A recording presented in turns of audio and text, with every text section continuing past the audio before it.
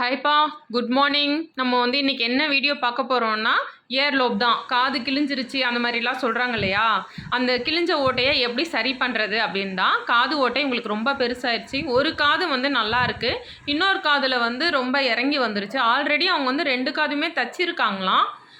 அது எவ்வளோ நாள் முன்னாடி தெரில. ஒரு காது மட்டும் ஓகேவா இருக்குப்பா, இன்னொரு காது இப்படி ஆயிடுச்சுன்னு சொல்கிறாங்க. அதனால வந்து நம்ம வந்து அதை எப்படி கரெக்ட் பண்ணுறதுன்னு பார்த்துடலாம். இது பேர் வந்து இயர்லோப் ட்ரீட்மெண்ட் தான் பண்ண போகிறோம். ஃபஸ்ட்டு பெட்டாடின் போட்டு நல்லா ஹோல் ஃபுல்லாக நல்லா க்ளீன் பண்ணிட்டேன். ஹேண்ட் சானிடைசர் இல்லைனா பெட்டாடின் போட்டு நல்லா க்ளீன் பண்ணிடலாம். அப்புறம் இது வந்து ஒரு ஆசிட் மாதிரி, இதை வந்து நம்ம வந்து அந்த ஹோலில் லைட்டாக ஸ்ப்ரெட் பண்ணி விடணும். நல்லா டூத்பிக் வச்சு ஃபஸ்ட்டு பெட்டாடின் வச்சு க்ளீன் பண்ணிடணும். பட்ஸ் வச்சு க்ளீன் பண்ணிவிட்டு டூத்பிக் வச்சு இந்த ஹோலில் வந்து அந்த லிக்விடை தொட்டு இப்படி பண்ணோம்னா இந்த மாதிரி ஒயிட்டாக வரும். ஆசிட் ஃபார்ம் ஆன மாதிரி இருக்கும். இதை லைட்டாக சேர்த்து பிடிச்சி நம்ம பேண்டைடு ஒட்டிடணும். அவ்வளோதான், இந்த மாதிரி பேண்டைடு ஒட்டியாச்சு. இது வந்து எப்படின்னா அந்த லிக்விட் என்ன பண்ணும், அந்த ஹோலில் வந்து புண்ணை க்ரியேட் பண்ணும். புதுசாக ஒரு புண்ணை க்ரியேட் பண்ணி அந்த ஸ்கின்னை வந்து சேர்த்து விடும். நமக்கு கீழெல்லாம் விழுந்தால் அடிப்படுது இல்லையா, அது எப்படி வந்து தானாக அந்த அடிப்பட்ட புண்ணாகி அப்புறம் வந்து சதை வளர்ந்துருதோ அதே மாதிரி தான் இதுவுமே. இப்போ வந்து புண்ணை க்ரியேட் பண்ணி நம்ம இது பண்ணுறதுக்காக இது பண்ணோம். ஒரு வாரம் கழித்து இப்போ அடுத்த சிட்டிங்க்கு வந்திருக்காங்க. இப்போது இது வந்து நம்ம ஒரு வாரம் கழித்து இந்த பேண்டைடை பிரிக்கிறோம். இதையும் நல்லா பெட்டாடின் வச்சு க்ளீன் பண்ணணும். இந்த டைம்லையும் கண்டிப்பாக நம்ம காதில் வந்து ஹோல் இருக்கும். முக்கியமான சிட்டிங் வந்து செகண்ட் சிட்டிங் தான் ஃபஸ்ட்டை விட. செகண்ட் சிட்டிங் வரும்போது காதில் வந்து கொஞ்சம் புண்ணு ஒரு மாதிரி இருக்கும்.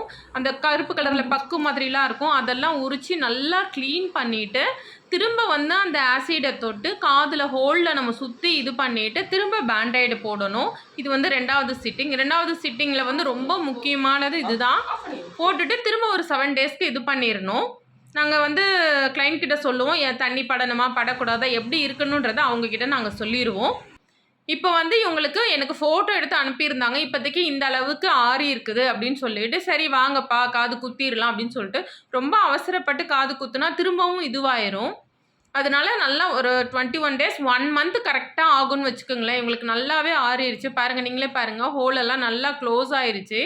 இப்போ வந்து நம்ம காது குத்தும்போது அதே இடத்துல குத்த வேணாம், கொஞ்சம் இந்த பக்கமோ அந்த பக்கமோ நகர்த்தி குத்தலாம். அதே இடத்துல குத்தும்போது கொஞ்சம் கம்மல் போடும்போது நாள்பட என்ன ஆகும், அது வந்து அப்படியே ஹோல் வந்து இறங்கிட்டே வந்துடும். அதனால் நிறைய பேர் இதை தான் திரும்ப அதே இடத்துல குத்துனோம்னா நமக்கு திரும்ப ப்ராப்ளம் இதே மாதிரி தான் வரும்.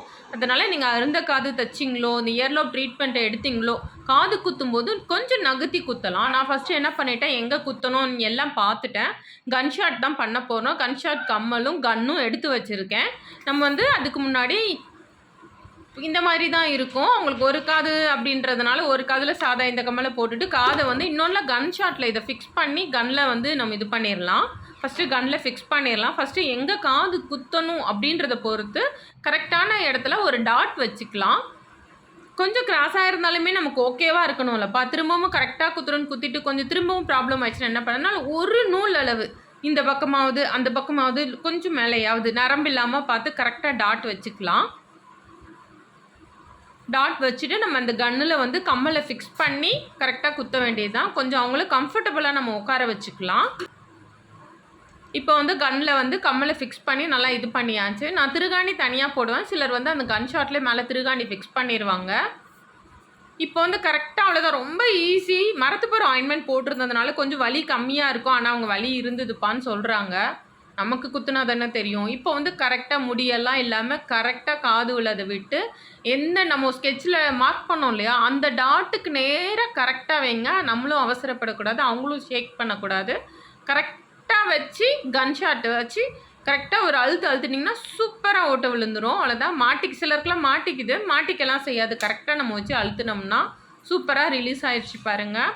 அவ்வளோதான். இப்போ வந்து நம்ம திருகாணியை மாட்டி விட்டுட்டு கோகனட் ஆயில் போட்டு லைட்டாக ரொட்டேட் பண்ணிகிட்டே இருங்கப்பா. 4-5 டேஸ் கழிச்சு கோல்டு கம்மல் வேணும்னா நீங்கள் போட்டுக்கோங்க. சப்போஸ் எனக்கு கன்ஷாட் வேணாம் அப்படின்னா நீங்கள் ஆச்சாரி குத்துவாங்க இல்லையா, அவங்கக்கிட்ட நீங்கள் என்ன கம்மல் போடணுமோ அதை கொடுத்து போட்டுக்கோங்க.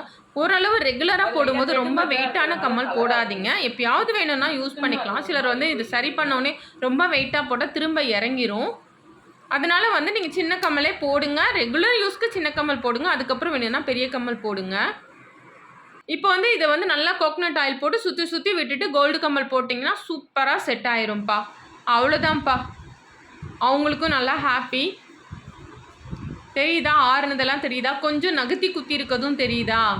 கொஞ்சம் லைட்டாக நகர்த்தி குத்தி இருக்கு. அப்போ தான், இல்லைன்னா அதே இடத்துல இறங்கி வந்துடும்.